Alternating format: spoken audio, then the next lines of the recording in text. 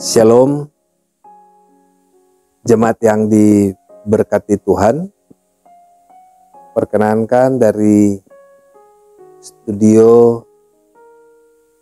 tim multimedia Marturia Jemaat Gemim Bukit Kasih Girian Permai, wilayah Bitung 13 yang ada di kota Bitung. Kita sama-sama mengikuti bacaan MTPJ untuk periode 4 Juni sampai dengan tanggal 10 Juni 2023. Sebelum memulai kegiatan ini, saat ini saya ajak kita sama-sama berdoa. Ya Allah Bapa Tuhan Yesus yang baik, terima kasih atas penyertaan-Mu, atas kasih, atas anugerah yang Kau beri di tengah-tengah kehidupan kami. Kami rindu untuk selalu belajar firman-Mu, untuk belajar memahami maksud dan kehendak Tuhan dalam kehidupan kami. Saat ini kami rindu membaca akan firman-Mu. Ini kami yang bersyukur, bermohon kepadamu Tuhan Yesus. Amin. Bacaan Alkitab dalam kitab Kejadian 8 ayat 1 hingga ayat yang ke-22. Dengan perikop, air bah surut.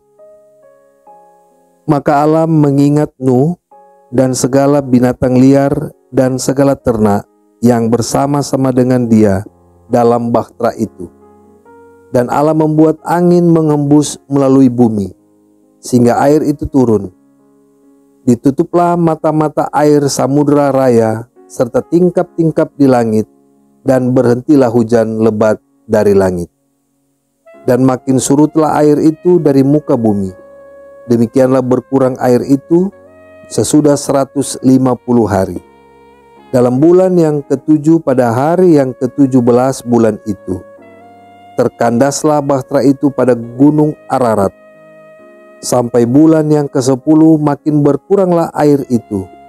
Dalam bulan yang ke-10 pada tanggal 1 bulan itu, tampaklah puncak-puncak gunung. Sesudah lewat 40 hari, maka Nuh membuka tingkap yang dibuatnya pada bahtera itu. Lalu ia melepaskan seekor burung gagak, dan burung itu terbang pulang pergi sampai air itu menjadi kering dari atas bumi.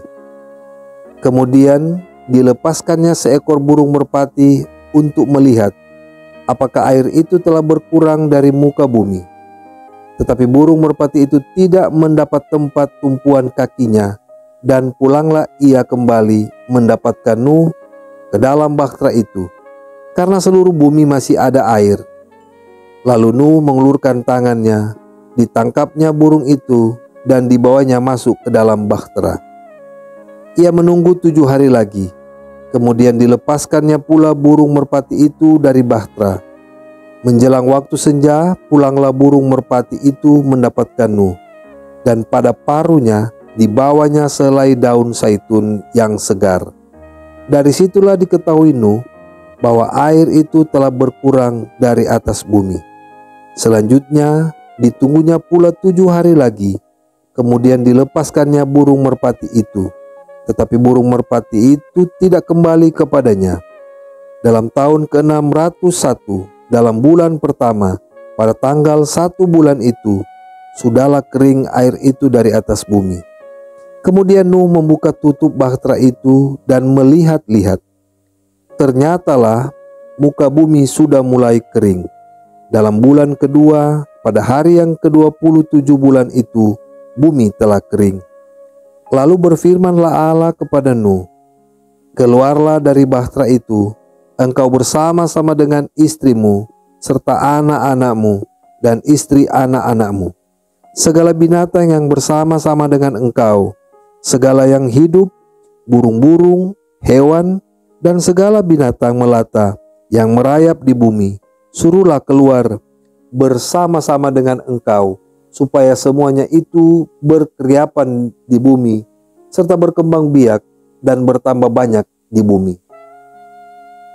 Lalu Nuh keluarlah, Nuh bersama-sama dengan anak-anaknya dan istrinya dan istri anak-anaknya, segala binatang liar, segala binatang melata dan segala burung, semuanya yang bergerak di bumi, masing-masing menurut jenisnya.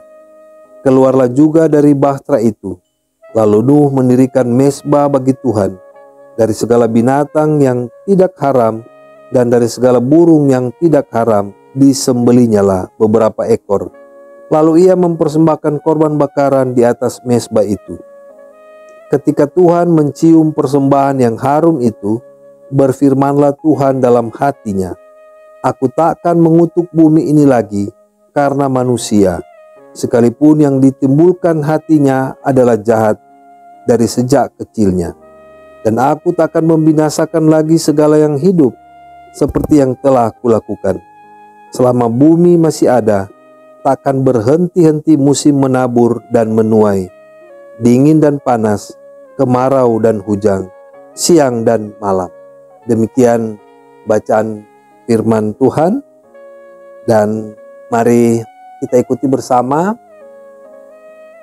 MTPJ untuk tanggal 4 sampai 10 Juni 2023 dengan tema bulanan Gereja Sehat Mengabarkan Injil, dan tema mingguan Lestarikan Alam dan Makhluk Ciptaan Demi Masa Depan. Alasan pemilihan tema: Hari Lingkungan Hidup Sedunia diperingati setiap tahun pada tanggal 5 Juni. Peringatan ini bertujuan untuk meningkatkan pemahaman dan kesadaran untuk melestarikan alam. Gerakan pelestarian lingkungan hidup, baik dalam hal pemahaman maupun aksi nyata, berlangsung terus-menerus. Namun pada saat yang sama, kerusakan lingkungan dan bencana alam terjadi di mana-mana.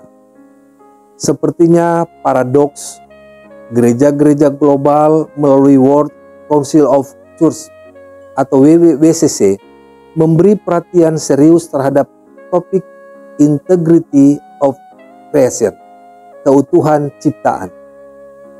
Materi khotbah, pengajaran atau katekisasi gereja penting memberi perhatian pada kehidupan moral dan etik jemaat yang berpadanan dengan Injil Yesus Kristus secara rohani dan jasmani. Artinya, iman dan perbuatan nyata jemaat menghadirkan keadilan, perdamaian, dan kelestarian lingkungan hidup harus berlangsung secara terintegritas. Firman dalam Alkitab berbicara tentang kehidupan di mana Tuhan Allah menciptakan dan memelihara alam ciptaannya agar menjadi rumah yang aman, nyaman dan lestari bagi makhluk ciptaannya. Kepada manusia diberi amanat menjaga dan memelihara alam ciptaannya. Untuk maksud itu, maka perenungan sepanjang minggu ini akan dituntun oleh tema Lestarikan Alam dan Makhluk Ciptaan Demi Masa Depan. Dalam pembahasan tematis, Kitab Kejadian memiliki keunikan menggambarkan tentang Tuhan Allah. Tuhan Allah digambarkan bukan seperti raja yang sedang duduk di singgasana dalam istana megah berlapis emas dengan segala keagungan, tetapi dalam sebuah taman yang diciptakan, ditata, dan diatur secara harmonis dan indah. Tuhan Allah bekerja mengubah sesuatu yang kacau dan gelap menjadi sesuatu yang teratur dan indah, agar manusia dapat hidup dengan baik. Di taman itu, Tuhan Allah menciptakan manusia untuk berkembang dan membangun peradaban. Kepadanya diberikan pilihan moral untuk jangan makan buah pohon pengetahuan yang baik dan jahat, yang terdapat dalam Kejadian 2 ayat 16 sampai dengan ayat 17. Kita memahami bahwa Tuhan Allah adalah sumber pengetahuan yang baik. Namun yang terjadi adalah manusia ingin menentukan standar yang baik atau jahat. Ini berarti manusia terkadang melampaui kewenangannya. Manusia cenderung ingin menjadi Tuhan bagi dirinya. Oleh godaan iblis, kecenderungan itu terpenuhi dengan menggunakan kebebasannya, memilih mengikuti kehendak iblis daripada patuh pada perintah Tuhan Allah. Tetapi ular itu berkata kepada perempuan itu, "Sekali-kali kamu tidak akan mati. Tetapi Allah mengetahui bahwa pada waktu kamu memakannya, matamu akan terbuka dan kamu akan menjadi seperti Allah, tahu tentang yang baik dan yang jahat." Perhatikanlah, setelah jatuh ke dalam dosa, manusia diusir dari Taman Eden, sehingga semakin menjauh dari Tuhan Allah. Akibatnya, perbuatan dosa makin menjadi-jadi. Dengan menjauh dari Tuhan Allah, maka kehendak, hasrat, dan nafsu manusia mendatangkan kejahatan. Semakin menjauh dari Tuhan Allah, maka semakin besar dan buruk kejahatan manusia, sehingga Tuhan Allah mendatangkan air bah. Walaupun demikian, di antara manusia yang buruk itu masih ada Nuh yang mendapatkan kasih karunia di mata Tuhan Allah. Air yang menjadi sumber kehidupan dalam kisah ini menjadi suatu kekuatan besar yang merusak dan membawa kematian. Bumi kembali menjadi seperti ungkapan Kejadian 1 ayat 2. Bumi belum berbentuk dan kosong. Gelap gulita menutupi samudra raya dan Roh Allah melayang-layang di atas permukaan air. Memahami kisah air bah, maka kita perlu menyadari dan memperhatikan beberapa hal. Pertama, kisah air bah merupakan kisah sedih dan duka Tuhan atas pemberontakan manusia. Ciptaannya menyesala Tuhan dan memilukan hatinya. Air bah yang dipandang sebagai bentuk hukuman jangan hanya disoroti dari sisi kemarahan Tuhan Allah saja, namun harus dipahami dalam konteks perasaan Tuhan Allah yang bersedih dan berduka. Perhatikanlah apa yang tertulis dalam pasal 1. Di setiap mengakhiri karya ciptaannya, Alkitab selalu mencatat, Allah melihat bahwa semuanya itu baik.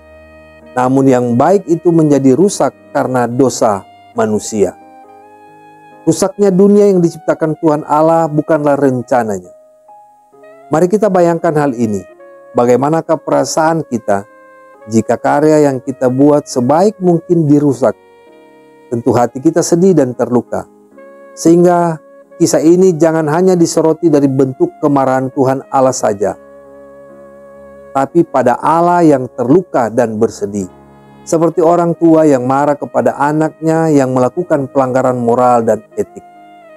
Pelanggaran yang diperbuat akan membuat hati orang tua sedih, kecewa, dan sakit. Seorang anak yang baik dan dewasa akan meresponnya bukan dengan kembali memberontak atau marah, tapi sebaliknya, sang anak seharusnya merenung dan melakukan refleksi diri sehingga memiliki kesadaran yang membawanya pada perubahan hidup. Inilah yang diharapkan Tuhan Allah bagi umatnya, yaitu kedewasaan iman untuk menjadikan hukuman sebagai jalan menuju pertobatan. Kedua, kisah air bah tidak hanya berisi tentang berita pembinasaan, namun juga penyelamatan. Diceritakan Nuh dan keluarganya serta binatang yang berpasang-pasangan ikut diselamatkan melalui bahtera. Ada misi penyelamatan di dalamnya. 150 hari lamanya Nuh beserta penghuni bahtera terapung-apung di atas permukaan air. Sebelum peristiwa air bah, Tuhan Allah dikatakan menyesal dan sepertinya melupakan manusia karena begitu jahat dan buruknya kejahatan. Pilihan manusia untuk mengikuti hasratnya telah membawa kerusakan yang mendalam atas ciptaannya. Maka sekarang Tuhan Allah menaruh perhatian lagi kepada manusia yang dibahasakan dalam ayat 1. Maka Allah mengingat Nuh. Inilah sebuah awal dari kehidupan yang baru. Tuhan Allah bertindak dengan membuat air itu surut dan akhirnya bahtera itu terkandas. Walaupun puncak-puncak gunung telah kelihatan, namun Nuh belum turun dari bahtera. Ia mencari petunjuk dan melepaskan burung gagak dan burung merpati. Setelah burung merpati tidak kembali, ini memberi tanda bahwa bumi telah kering dan tanaman telah tumbuh, ditandai dengan sehelai daun zaitun segar yang dibawa oleh burung merpati. Walaupun demikian, Nuh yang saleh dan taat itu tetap berada di dalam bahtera karena belum ada perintah dari Tuhan Allah untuk keluar. Setelah perintah datang dalam ayat 15 dan 17, Nuh dan seisi keluarga beserta binatang yang ada di dalam bahtera itu turun. Keselamatan yang dialami Nuh dan keluarganya adalah anugerah Tuhan Allah, dan untuk mensyukurinya Nuh membuat mezbah dan memberikan persembahan syukur. Ini adalah respon iman Nuh atas pemeliharaan dan penyelamatan Tuhan Allah, serta untuk permulaan yang hidup yang baru. Persembahan syukur itu berkenan di hadapan Tuhan Allah. Ketiga, tentang pemulihan. Apakah Tuhan Allah membiarkan ciptaannya rusak? Tentu tidak. Tuhan Allah digambarkan seperti tukang kebun atau taman. Ini menjanjikan suatu permulaan baru. Tuhan Allah menjanjikan pemeliharaan dan takkan berhenti musim menabur dan menuai. Kini kisah kehidupan manusia berlanjut melalui keluarga Nuh. Tugas membangun suatu tatanan hidup baru dimulai. Seperti perintah kepada manusia pertama di Taman Eden, agar kehidupan terus berlanjut, maka demikian juga perjanjian yang dibangun Tuhan Allah dengan Nuh. Kepada Nuh diberi amanat untuk memulai sesuatu yang baru, dalam rangka mengisi dan membentuk bumi yang baru, satu masa depan yang lebih baik. Dalam makna dan implikasi firman, satu, ada sebuah ungkapan, mulailah sekarang tanam pohon, agar generasi selanjutnya tidak akan tanam manusia. Ungkapan ini tentu memiliki pesan mendalam bahwa manusia dan alam selalu memiliki hubungan. Bencana alam yang sering terjadi merupakan tanda zaman yang harus cepat disikapi, sebab bumi hanya satu. Walaupun kita mendengar ada upaya penelitian untuk mencari apakah di planet yang lain bisa dihuni oleh manusia, namun itu suatu cita-cita belum bisa dengan pasti dan cepat terjadi. Bumi yang kita diami menghadapi ancaman kerusakan ekologis yang serius yang dapat mendatangkan kematian. Setiap bencana yang terjadi merupakan dampak dari ulah manusia sendiri. Kejahatan manusia terhadap alam adalah juga bentuk perlawanan dan kejahatan pada Sang Pencipta.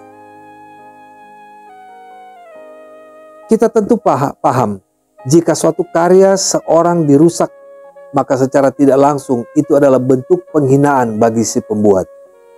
Tuhan Allah menciptakan bumi dan segala isinya, diberi tanggung jawab kepada manusia untuk mengelola, menata, dan memeliharanya. Tapi kenyataannya tanggung jawab ini tidak dilaksanakan oleh manusia secara baik. Bukannya menata dan memelihara, tapi yang terjadi malahan mengeksploitasi dan merusak. Hanya orang yang bodoh yang akan merusak rumah di mana ia tinggal. Tapi kebodohan inilah yang sementara dipertontonkan oleh manusia. Ada kecenderungan sebagian besar manusia tidak pernah mau belajar dari setiap pengalaman, sebab kecenderungan hatinya selalu ingin mencari keuntungan pribadi. Keserakahan manusia adalah satu yang memegang peran penting dalam krisis iklim dan kerusakan bumi yang sedang terjadi. Memang, walaupun kerusakan manusia adalah salah satu yang memegang peran penting dalam krisis iklim, kerusakan bumi yang sedang terjadi, bumi begitu luas, namun tidak akan pernah cukup memenuhi hasrat dari orang yang serakah. Poin yang kedua, Gemim adalah gereja yang besar dan telah menjadi gereja global. Inilah kekuatan yang jika dimobilisasi dapat menjadi gerakan bersama dan memiliki signifikansi dalam mengarahkan agenda dan kebijakan yang berpihak pada lingkungan. Coba kita cermati warga Gemim yang berada di pedesaan, perkotaan, pegunungan, dan pesisir pantai. Sebagian besar warga jemaat memiliki pekerjaan sebagai petani dan juga nelayan. Suatu pekerjaan yang semuanya hidup dekat dengan alam. Kesadaran inilah yang harus kita bangun dalam menjaga alam. Kecenderungan ketika alam rusak, maka ancaman akan keberadaan gereja juga pasti terancam. Dengan potensi sebesar ini, Gemim dapat membangun jaringan dengan lembaga-lembaga keagamaan lainnya. Dan pemerintah baik di tingkat lokal, nasional, dan global untuk bersama-sama mengadvokasi penyelamatan lingkungan hidup. Kita tak bisa kerja sendiri, tapi kita butuh kerja bersama. Kita kuat karena bersama, kita lemah karena sendiri. Sebagaimana dalam menghadapi air bah, Nuh tak sendiri. Di dalam bahtera itu ada keluarga dan hewan yang berpasang-pasangan. Demikian juga bahwa setiap problematika hidup akan terasa ringan jika dihadapi bersama. Sebagai satu keluarga gereja Tuhan, marilah kita bergandengan tangan menghadapi ancaman krisis iklim dan bumi ini. Sebab dengan bersama itulah kekuatan kita. Sudah seharusnya kita bersyukur atas bumi dan makhluk ciptaan yang lain yang Tuhan Allah ciptakan bagi kita. Di bumi inilah kita berpijak untuk hidup. Bumi ini rumah kita, rumah yang harus kita jaga dan lestarikan. Demikian bacaan MTPJ, semoga kita semua diberkati. Mari kita berdoa.